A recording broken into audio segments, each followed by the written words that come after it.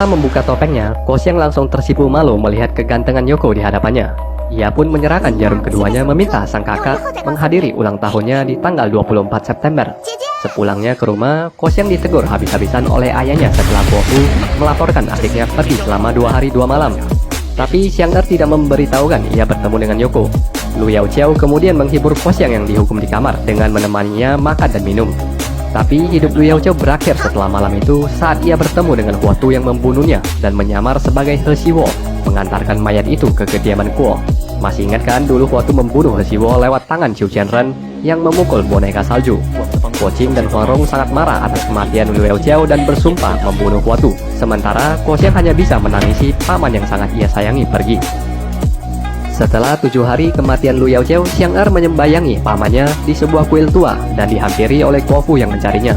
Kemudian mereka berbicara tentang pertemuan pendekar yang akan diadakan tidak lama lagi mulai dari tanggal 15 hingga 24 September bertepatan dengan ulang tahun Koxiang, di mana momen itu juga akan diadakan pemilihan ketua Kaipang baru. Pembicaraan mereka terhenti ketika Nimoxing tiba di kuil dan menyerang mereka berdua hingga Koxiang tertotok dan Guofu yang tengah bertarung tiba-tiba dari balik jendela sebuah tangan melepaskan tusuk konde dari rambut Xiang'er menembus kepala Nimoxing. Guo Qing dan Huang Rong sangat keheranan dengan sosok yang menolong putri mereka dengan kungfu setinggi itu. Tapi tidak ada yang tahu siapa sosok itu. Akhirnya tanggal 15 pun tiba. Perjamuan untuk para pendekar selama beberapa hari akan dilangsungkan. Sementara ayahnya menjamu pendekar di aula utama, Koxiang menjamu beberapa pendekar lainnya di kamarnya sendiri. Mereka adalah biarawati Sengin yang memberikan hadiah sebotol eliksir, Pai Chaoxian yang memberi hadiah ginseng, dan juga Chang Yimang dan Ren Chuji yang masing-masing memberikan hadiah juga atas jamuan dan Ramatama Koxiang pada mereka. Mengetahui hal ini, ibunya pun semakin bingung dengan putri keduanya yang tampaknya memiliki kenalan lebih banyak dibanding ia dan suaminya. Huang Rong mulai mencurigai Koxiang kemungkinan besar bertemu Yoko di saat menghilang 2 hari. Tepat di tanggal 24, pemilihan ketua Kaipang dilakukan. Para pengemis meminta Huang Rong untuk menjabat lagi sebagai ketua. Tapi permintaan itu ditolak langsung karena ia dan suami yang mempertahankan Xiangyang tidak memiliki waktu untuk mengurus klan. Dengan demikian, mereka pun memutuskan memilih ketua dengan mencari petarung Lesten di arena. Wu Shiwen maju terlebih dahulu bertarung dengan seorang pendekar pedang. Sementara Huang Rong yang tidak melihat Koxiang mencarinya dan mendapati putrinya sedang berdoa dan dihampiri oleh hantu kepala besar yang memberitahu Koxiang kalau Shen Tiaoxia akan tiba sebentar lagi dengan 3 hadiah yang telah ia siapkan. Huang Rong semakin yakin kalau Shen Tiaoxia yang dimaksud adalah Yoko dan kembali menyaksikan arena pertarungan yang masih berlangsung dengan tersingkirnya Wu Tunru dan membuat Ye Luqin naik ke atas arena mengalahkan satu persatu pesilat yang menantangnya dengan kungfunya yang semakin membaik. Tiba-tiba 2 orang prajurit datang melapor kepada Koxing kalau benteng mereka sedang didekati pasukan Mongolia dari 2 arah dengan masing-masing 1000 pasukan. Berita baiknya adalah 2000 pasukan itu telah dikalahkan dan dipotong kupingnya. Walau tak tahu siapa gerangan pendekar yang mengalahkan musuh, mereka merayakannya sambil memproklamirkan Ye Luqi sebagai ketua Kaipang baru bila tak ada yang mau menantangnya lagi. Saat itu juga datanglah 5 orang si bersaudara mengucapkan selamat ulang tahun kepada Koxiang dan memberikan hadiah pertama Shen Tiaoxia, yaitu 2000 kuping prajurit Mongolia yang telah dipotong. Guo Qing dan Huang Rong yang menyambut kelima bersaudara ini kemudian diceritakan kalau mereka lah yang memimpin pasukan untuk menumpas 2000 pasukan tersebut. Setelah itu, kelompok hantu Gunung Barat muncul dengan membawa peti sebagai hadiah kedua untuk Koxiang. Yang saat dibuka, peti itu menembakkan kembang api ke langit. Pan Yiweng menjelaskan kembang api itu bukan sebuah pesan selamat ulang tahun saja, tapi akan memberikan signal kepada 4 pendekar yang dijamu Koxiang sebelumnya, memimpin pendekar lainnya untuk menumpas 200 prajurit Mongolia dan membakar habis logistik pasukan. Sementara menunggu hadiah ketiga untuk Koxiang yang belum tiba, prosesi untuk pengukuhan Ye Luqi dilangsungkan hingga diinterupsi oleh Huotu yang menyamar sebagai He Xiwo, keberatan atas status Ye Luqi sebagai penerus ketua Kaipang karena ayahnya adalah pengabdi Mongolia yang kemudian Ye Luqi menjelaskan kalau ayahnya telah lama memutuskan hubungan dengan Mongolia dan aslinya mereka adalah orang Liao. Tapi He Xiwo tetap memaksa kalau dendam Lu Yaoqiao belum dibalaskan dan tongkat pemukul anjing masih hilang sehingga Ye Luqi tidak berhak dinobatkan dan membuat mereka bertarung. Duel yang sengit dan seimbang terjadi sampai Huotu diam-diam menggunakan kungfu aslinya dengan senjata kipasnya mengalahkan Ye Luqi. Saat itulah tiba 4 pendekar teman Koxiang yang mengantarkan hadiah ketiga. Di dalam karung, Tarpa keluar dan langsung menghajar Huotu yang menyamar sampai tongkat di tangannya terlepas dan diambil Chang Yimang yang menunjukkan tongkat itu adalah tongkat pemukul anjing yang dikembalikan kepada Kuo-Ching dan Huang Rong. Di arena, Tarpa terus berduel dengan Huotu yang kesulitan melawan kakak seperguruannya yang dendam karena pengkhianatan Huotu di Gunung Chongnan dulu. Hingga akhirnya Tarpa membunuh Huotu dan ia dibiarkan pulang ke Mongolia. Setelah itu, muncullah sesat timur yang diam-diam mengawasi mereka, serta memanggil Yoko untuk keluar dari persembunyiannya juga. Baik Kuo-Ching maupun Kuo Xiang serta pendekar lainnya yang telah lama tak berjumpa dengan Yoko sangat senang melihat kemunculannya. Lalu Ye Luqi, Kuo Xiang, dan Kuo Polu memberikan hormat pada kakek, di mana Huang Yaozi tertawa bahagia setelah tahu Kuo Xiang diberikan julukan sesat kecil karena kemiripan sifat mereka. Yoko akhirnya menjelaskan bagaimana ia menyiapkan hadiah kejutan untuk Kuo Xiang serta menangkap basah Huotu yang menyamar karena ia sendiri yang menyaksikan He Xiwo telah dibunuh dulunya dan juga dialah yang membunuh Nimo Xing untuk menyelamatkan Fu Er dan Xiang Er. Yoko lalu meminta pamit setelah itu dan diikuti oleh Huang Yaozi yang mengajaknya minum arak bersama. Saat itu, Xiao Xiangce dan Ying Kexi yang lewat langsung dicegat Yoko yang memang mencarinya dan memberikan mereka sedikit pelajaran yang membuat sesat timur memuji tapak kerinduan memuncak Yoko yang setanding dengan tapak 18 penakluk naga Kuo-Ching. Yoko pun memanfaatkan kesempatan itu untuk bertanya tentang biarawati Laut Selatan yang membuat Huang Yaozi bingung siapa gerangan yang dimaksud. Apakah biarawati Laut Selatan itu masih familinya Nyai Roro Kidul? Tanya Huang Yaozi. Saat itulah Yoko menyadari kalau ia telah dibohongi Huang Rong selama ini. Tangannya menjadi gemetaran dan air mata sulit dibendung membuatnya meminta pamit. Sementara itu, Huang Rong meminta pada Kuo Xiang untuk tidak menemui Yoko lagi karena ia yakin Yang Ko sekarang pasti sudah menemukan kebenaran cerita biarawati Laut Selatan sehabis berbincang dengan ayahnya. Ia takut Yoko akan menyakiti Xiang Er atas kebohongannya di masa lalu. Rasa bersalah Huang Rong hanya bisa ditebus kalau nantinya Xiaolongyi tidak mati dan mereka bersatu lagi. Khawatir kalau Yoko akan melakukan bunuh diri, Kuo Xiang dengan sisa satu jarum emasnya memutuskan untuk mencari kakaknya dengan meninggalkan surat kepada ibu dan ayahnya. Di tengah perjalanannya, Xiang Er disambut oleh pelayan rumah makan yang mengenalinya sebagai anak Kuo-Ching dan secara kebetulan disaksikan oleh Hakim Rodamas yang kemudian menghampiri Kuo Xiang dengan maksud menyanderanya untuk bisa mengancam Kuo-Ching. Tapi setelah berbincang dengannya, Hakim Rodamas merasa ada sebuah ikatan batin yang sulit dijelaskan sehingga ia mengurungkan niatnya. Namun, Kuo Xiang memohon pada Qin Lun Kuose yang mengaku mengenal Yoko untuk membawanya menemui sang kakak. Berjalan lebih jauh, mereka bertemu dengan Fan Yiweng dan saudaranya yang langsung memperingatkan Kuo Xiang kalau biksu yang bersamanya adalah Hakim Rodamas dan mereka berduel hingga Fan Yiweng dan hantu kepala besar terbunuh yang membuat Kuo Xiang sangat sedih akan kekejaman Qin Lun Kuose. Di tempat lain, Yoko yang telah kehilangan harapan untuk bertemu bibi berkelana tak menentu arah tiba ke kuil dewa Wang Tietjiang di mana ayahnya dulu terbunuh dan dikuburkan. Ia melihat nisan batu ayahnya yang bertuliskan Yang Kang, murid Ciu Chuji yang tidak berbakti dan membuatnya marah sampai mendengar kedatangan 3 pesilat yang berselisih dengan Ke Chen E dan membahas tentang Yang Kang. 3 pesilat yang dirantai ini adalah pesilat bayaran yang bekerja untuk Wan Yang Hongli dan Yang Kang dulunya di serial pertama. Yoko yang melihat Ke Chen E mau dibunuh lalu menghentikan mereka dan menanyakan cara mati ayah Yoko.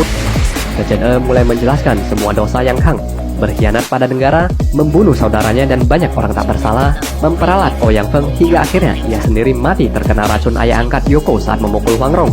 Lalu, 3 pesilat Qin ini juga memberikan pernyataan kebenaran atas apa yang diucapkan Ke Chen E karena mereka adalah saksi atas segala tindak tanduk Yang Kang. Yoko sangat terpukul dengan kenyataan itu, tapi akhirnya ia menyadari semua kebenaran dan kenapa Kuo-Ching sangat peduli padanya dan Huang Rong yang dulunya sering curiga dengan dirinya yang mungkin akan mengikuti jejak sang ayah. 3 pesilat ini kemudian dibiarkan pergi dan Yoko diberikan kabar oleh Ke Chen E kalau Kuo Xiang diculik oleh pasukan Mongolia. Bergegas untuk menyelamatkan Kuo Xiang, sebelum kepergiannya Yoko meminta tolong kepada kakek Ke Chen E untuk mengganti nisan ayahnya dengan tulisan Yang Kuo, anak Yang Kang yang tidak berbakti. Sementara itu, Kuo Xiang dibawa sekapan Hakim Rodamas mencoba kabur berkali-kali saat Qin Lun Kuose tidur. Tapi setiap kali ia kabur terkejar oleh Kuose yang hanya berpose meditasi mencegat jalannya. Ia lalu menotok Kuose dan mengambil batu untuk menghantamnya. Tapi bagaimanapun juga ia tidak tega dan malah menutupinya dengan batu yang kemudian dihancurkan semua oleh Hakim Rodamas yang ternyata hanya memamerkan kungfunya dan ia menyampaikan maksudnya untuk mengangkat Kuo Xiang sebagai muridnya. Ada 3 poin pertimbangan penting kenapa Hakim Rodamas ingin menjadikan Kuo Xiang sebagai muridnya, yaitu pintar, baik hati, dan berbakat. Ketiga kualitas Kuo Xiang inilah yang membuat pesilat sekaliber Qin Lun Pawang sekalipun sangat antusias untuk menjadikan Xiang Er sebagai muridnya. Guo Xiang yang menolak kemudian ia bawa ke camp Mongolia untuk membujuknya lebih jauh lagi. Pada akhirnya, Guo Xiang mau menerima Hakim Rodamas sebagai guru setelah Qinlun Kuose berjanji kalau ia tidak akan sembarangan membunuh lagi.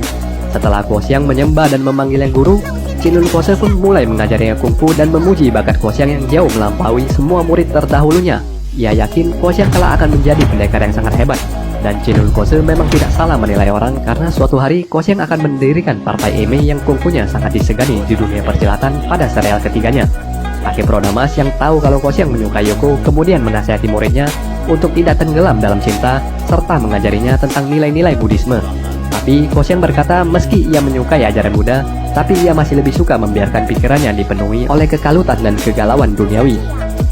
Sementara itu, Cheng Ying dan Wu Song bersama Huang Rong pergi ke lembah bunga untuk meminta bantuan Chow Putong membantu mereka mencari Guo Xiang. Tapi tampaknya bocah tua nakal malu bertemu orang setelah hidup bersama Yingku. Tidak disangka Yiteng juga hidup bertetanggaan di sana. Jadi mereka berenam berencana untuk mencari Guo Xiang tapi tidak tahu memulai dari mana. Bocah tua nakal lalu mengajak Huang Rong untuk melihat piaraan lebah kesayangannya dan memamerkan lebahnya yang memiliki tato tulisan di badan. Awalnya Ronger kurang mempedulikan mainan Chow Putong yang memang selalu aneh. Tapi setelah melihat beberapa ekor lebah, ia mulai menyambungkan pesan tulisan pada lebah itu yang membentuk kata, "Aku dibawa lembah putus cinta."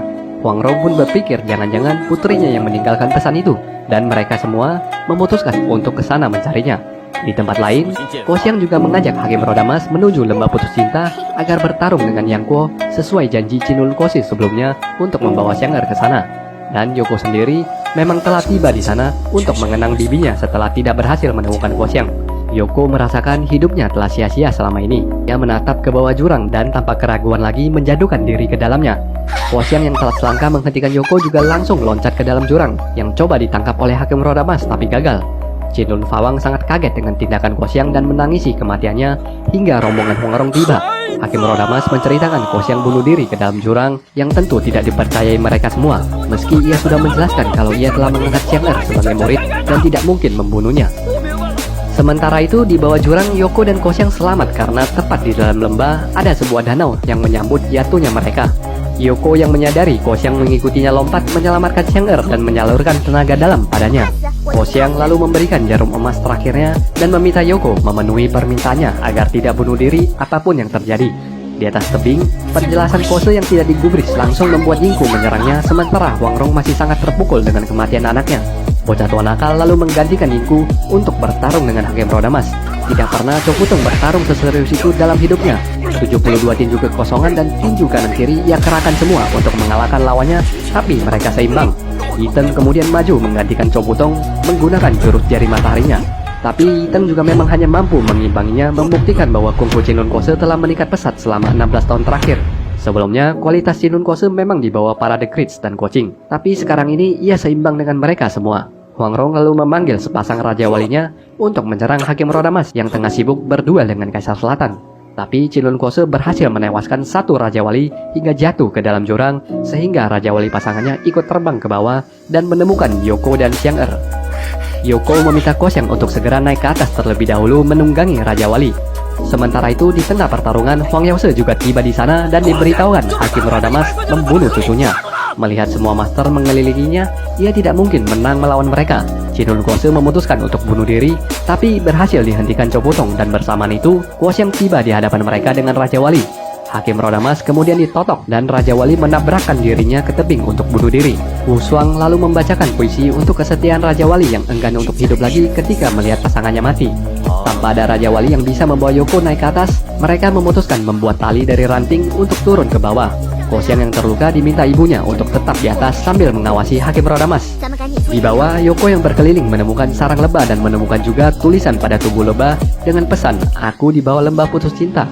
Yoko lalu teringat akan cahaya yang ia lihat di dasar danau sebelumnya dan menyelam masuk menuju pusaran air yang menghalanginya untuk tiba ke sisi lain. Sedangkan Hakim Rodamas terus berteriak kesakitan memperdaya Guo Xiang yang kasihan padanya. Ia minta Xiang'er menotok titik tubuhnya yang lain agar mengganti kuncian di tubuhnya yang sekarang. Guo Xiang yang menuruti permintaannya malah membuatnya lolos dan langsung membawa Xiang'er pergi. Di bawah, Huang Rong yang juga menemukan lebah dan pesan tubuh lebah itu pun menyusul menyelam ke dalam air. Tapi ia tidak mampu melewati pusaran air yang kuat di bawah danau dan memutuskan untuk naik kembali ke atas sambil meninggalkan pesan pada Yoko dan tali dibiarkan tergantung agar Yoko bisa naik ke atas nantinya. Tiba di atas, Huang Rong menemukan Guo Xiang telah hilang bersama Hakim Roda Emas serta memutuskan untuk segera kembali ke Xiangyang. Sementara Yoko yang tiba ke sisi lain pusaran air akhirnya menemukan istrinya di sana. Mereka langsung berpelukan dan melepaskan kerinduan mereka selama ini, dan Xiaolongyi mulai menceritakan bagaimana ia meninggalkan Yoko 16 tahun yang lalu. Setelah meninggalkan pesan di batu, ia melakukan bunuh diri dengan lompat ke dalam jurang dan tiba di sisi lembah ini. Racun dalam tubuhnya terus bereaksi saat itu. Tapi, ia menemukan goa es di sekitar dan membantunya melawan racun itu, tapi tidak sepenuhnya berhasil dikeluarkan, namun cukup untuk membuatnya bertahan hidup. Kelak, ia menemukan lebah yang mulai terbang ke tempatnya, yang ia duga adalah lebah ternakan bocah tua nakal. Ia memakan madu dan ikan putih yang ada di danau hingga akhirnya semua racun di tubuhnya hilang. Tapi ia tidak bisa naik ke atas dan kemudian mulai menulis pesan di tubuh lebah berharap ada yang membacanya. Ia sengaja meninggalkan pesan 16 tahun dulunya karena berpikir ia akan mati dan berharap Yoko bisa melupakannya setelah menunggu 16 tahun. Tapi tidak disangka setelah 16 tahun, Yoko masih melompat ke bawah tebing melakukan bunuh diri. Sementara itu, rombongan Huang Rong yang tiba di kota Xiangyang mendapati situasi sudah gawat. Perang pecah dan prajurit Mongolia mengepung benteng dengan Guo Xiang dijadikan sebagai sandera. Qin Lun Pose mengancam Guo Qing untuk menyerah atau ia akan membakar Guo Xiang. Tapi Guo Qing menyatakan ketegasannya tidak akan menyerahkan kota Xiangyang meski putrinya dibunuh, dan Huang Rong terus menangis dan memohon agar kakak Qing mempedulikan putrinya. Sementara Guo Xiang terus berteriak kalau ia tidak takut mati dan meminta mereka untuk tidak menyerah. Ancaman Mongol semakin nyata setelah Hakim Roda Emas diminta mulai membakar Guo Xiang, dan Yoko dengan Bibi muncul bersama Raja Uli raksasanya yang langsung berduel dengan Qin Lun Pose. Melihat hal itu, Guo Qing pun memerintahkan untuk langsung memajukan pasukannya dan semua orang langsung turun ke bawah. Pertempuran kacau terjadi di mana-mana. Guo Qing dengan tapak 18 tangannya menghadapi prajurit yang banyak. Bocah tua nakal, Yingku, Yiteng, Huang Yaoshi, Ye Luqi, termasuk Bibi Lung dan lainnya semua memiliki kesibukan masing-masing bertempur melawan prajurit yang begitu banyak.